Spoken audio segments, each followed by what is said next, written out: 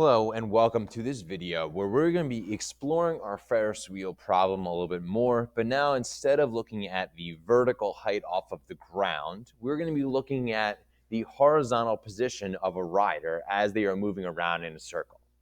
Some things to keep in mind is that the radius of our Ferris wheel is still 25, but in this case we are looking at where are they horizontally? So, for instance, if they were all the way at the beginning of the ride, they're 25 feet to the right.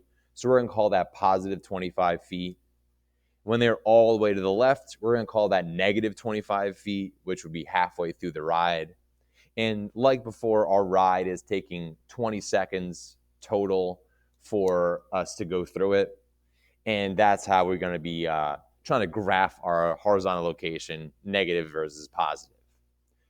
So to start off with, we want to kind of record after a certain amount of seconds. So 0 seconds in, where we are starting in our ride, well, that would obviously be positive 25 feet. When we were up at the top, that would end up being 0 feet to the left or right. When we were on the far left, that is negative 25 feet. So we would know that that meant to the left. We are left of the center. When we're down at the bottom, we are 0 feet from the center again, and then we are finishing 25 feet from the center again as well. Now, if I wanted to get some of the points in between those 4/5 major points, when we're starting out and then another quarter turn throughout, ending up back where we start. So how I'm going to do that is very similar to what I was doing with sine and with our height. So let's say I was somewhere in between these two.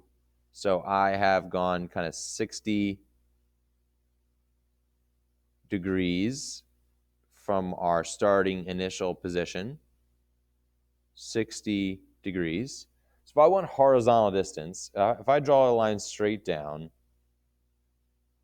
and I have that right triangle, so I know that this side is 25 and I'm trying to get X right there. Or no, I'm not trying to get X right there. I'm trying to get X right here because that is the horizontal distance between those two values. So if I wanted to solve that for X, since that 60-degree angle is right there and we know this hypotenuse is 25, well, that should tell you that cosine is what we're going to be using. And so now if we are looking at that triangle, we would do the equation, the cosine of 60 degrees would be equal to X over 25. And so that means that our X value on the bottom of that triangle would equal to 25 cosine of 60 degrees. So now if we are thinking about our 20-second rotation, well, we know that there are 360 degrees in a circle divided by 20 seconds. We know that is 18 degrees per second per every 1 second. So for instance, if I did 60 degrees divided by 18 degrees per second, will that be about 3.3 seconds for 60 degrees in. So that's something to keep in mind as well. And then like with our other height problem, we can do that same thing with other quadrants. Like if I wanted to find something kind of similar to 60, I would be back at kind of to the left by the same amount. So I'd be to the left, and we should probably solve that. 25 cosine of 60 degrees is 12.5 feet. So after 60 degrees, I'm basically at the kind of halfway point. So X is about half of the 25 feet we started with. So if I went past 90 degrees to 120 degrees total. So remember when we were doing this with sine, we can make that same right triangle over here. And now that angle in red there is the same 60 degrees. So this would be the same thing. 25 cosine of 60 would give us this angle. But now if we put in 120 instead, if I find 25 cosine of 120 degrees,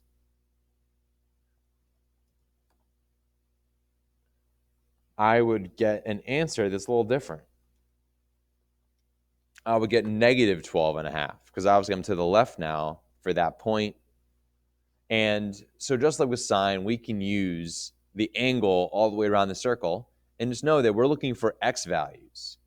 So when you are on the right half of your circle, so somewhere between 0 and 90 degrees or from 270 to 360, you're going to get positive x's or positive cosine values.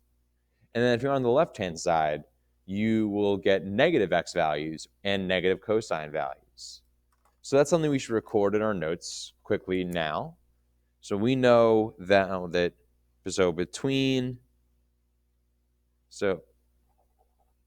if our angle theta is between 0 and 90 or 270 to 360, cosine is positive because it's connected to the x value.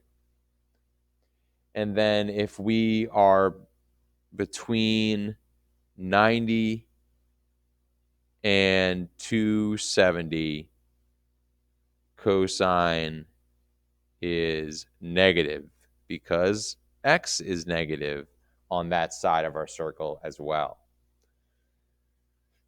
So now if we think about our problem here, so like before, it's basically taking us 5 seconds to go through each quarter turn. So that's what we kind of see in our circle up here. Starting out, 5 seconds in, we're at the top, another 5 seconds, we're on the left-hand side, 5 seconds after that on the bottom, and then back to the start.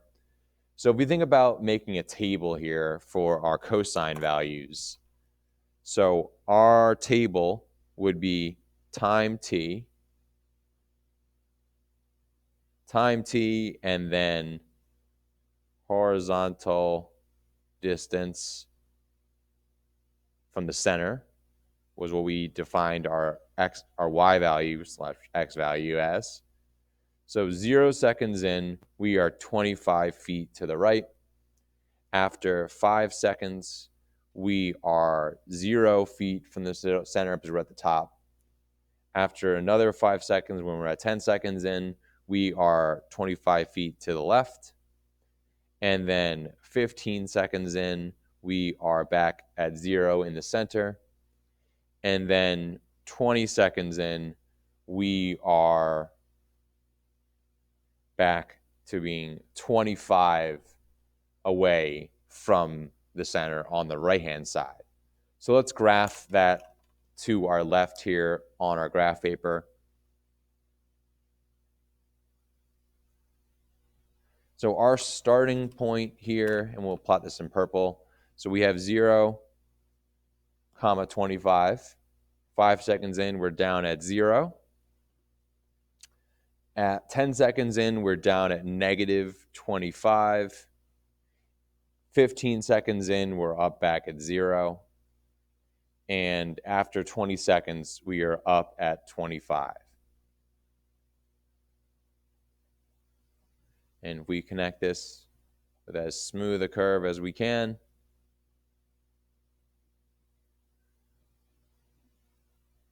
We can see that's a cosine function right there. So if we wanted to do another time around in the circle, well, we know that after 20 seconds, we're going to be back to being 25 feet to the right. So we can mark that to start with. And then halfway through the ride, we are going to be 25 feet to the left. So after 30 seconds, we're going to be down at the bottom again. And we know at the beginning, the end, and the middle. So when we're kind of on the left or at the top and bottom of our first wheel, we're at 0. So the halfway points there, we can mark as another cycle there.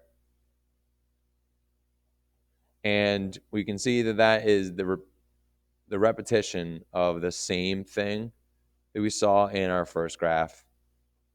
And both sides of these would keep going in both directions. And that is what a cosine function looks like. And it should be vaguely familiar, at least from prior years in math to you as well.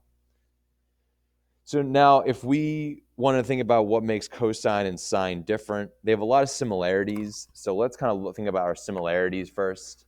So similar to sine. So the things that are similar is that our midline, amplitude,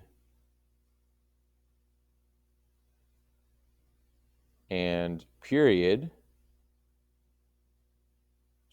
are the same, I guess I should say, are the same. And so the general sine function, if you have no transformations at all on it, that would mean that you'd be going around one full circle and ending up back at the same place, just like sine does.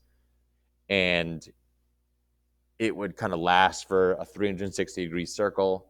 So your normal period would be 360 degrees for your parent function. Now, what is different about cosine is what we'll talk about next. Different for cosine. So the main difference is that cosine, when you have a positive cosine function, it is typically starting at the top and then at the bottom halfway through and then back at the top at the end. So for positive cosine, your pattern is going to be top, middle, bottom, middle, and back to the top. And then if you have negative cosine,